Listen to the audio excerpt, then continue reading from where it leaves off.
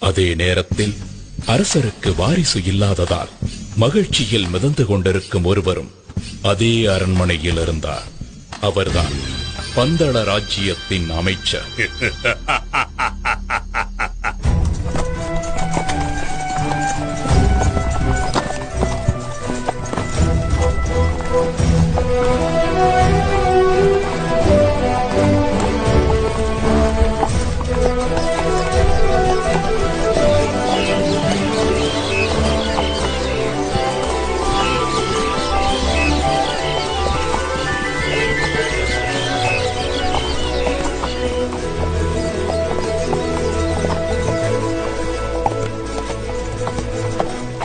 ஒரு நாள் மன்னர் ராஜசேகரன் அவரது அமைச்சர் மற்றும் பரிவாரங்களுடன் வேட்டைக்கு கிளம்பினார்.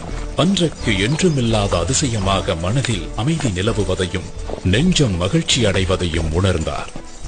அமைச்சரே, இன்று காலையிலிருந்தே என்னை சுற்றி நற்சகுனங்களாகவே நடந்து கொண்டிருக்கிறது.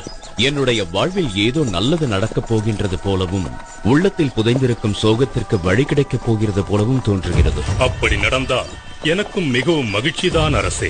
மன்னரின் நம்பிக்கைக்குரியவனாய் நடித்துக் கொண்டு மன்னரின் இடத்தை பிடிக்க மனக்கோட்டை கட்டிக் கொண்டிருக்கும் அமைச்சர் வாரிசு இல்லாத ராஜ்யம் அடுத்து